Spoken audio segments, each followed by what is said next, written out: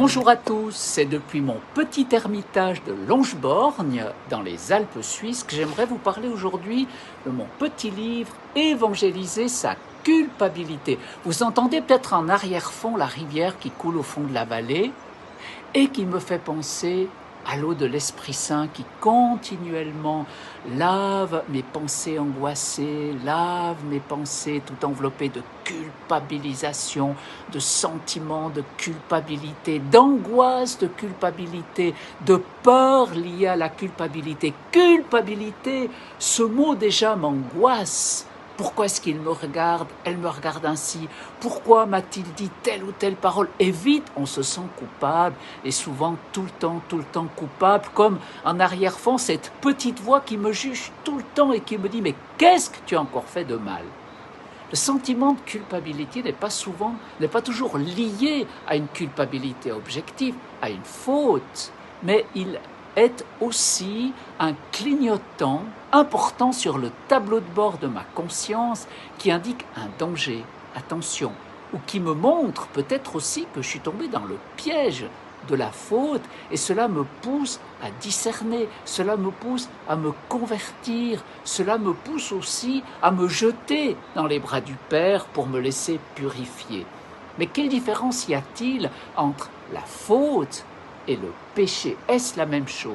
Non, sa matérialité, bien sûr, c'est la même chose. Mais voyez, avec la faute, on demeure seul. Je range mon frein, j'ai commis une faute. On me juge, je me juge moi-même. Le péché, je ne suis plus seul. En prenant conscience de mon péché, je vois Jésus sur la croix, blessé de mon péché, qui a déjà pris sur lui mon péché, qui a déjà pris sur lui mes angoisses, qui a pris sur lui les conséquences de mon péché, et déjà, il me pardonne parce que je regrette le péché que j'ai fait. Mais il est facile de regretter quand on se sent tant aimé par Dieu à travers Jésus. Je le regarde et cela me pousse à changer, cela me pousse à me convertir, non plus par angoisse, par la peur d'être coupable, par la peur du jugement, mais uniquement par amour. Je suis bouleversé de tant d'amour et je veux changer, je veux me convertir, mais parce que Jésus m'aime et que j'aime Dieu. Alors je terminerai par une petite parabole, celle de saint Thérèse de l'Enfant Jésus, pour nous faire comprendre ce qu'est la culpabilité selon Dieu et non pas selon le monde qui me juge et qui me tue finalement.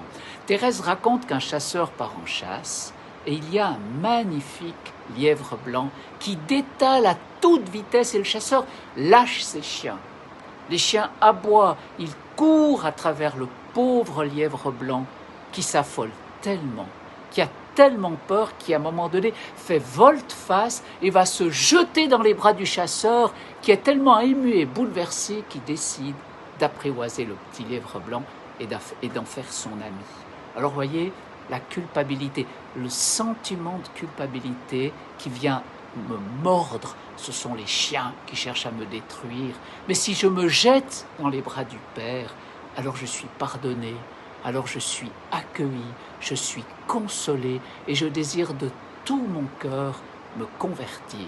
Voilà, pour cet été, Évangéliser sa culpabilité, c'est un petit livre de 80 pages, mais je suis sûr qu'il va vous faire du bien, comme le bien de cette rivière qui coule inlassablement dans la vallée, qui lave les pierres et qui met en moi de l'espérance. Au revoir.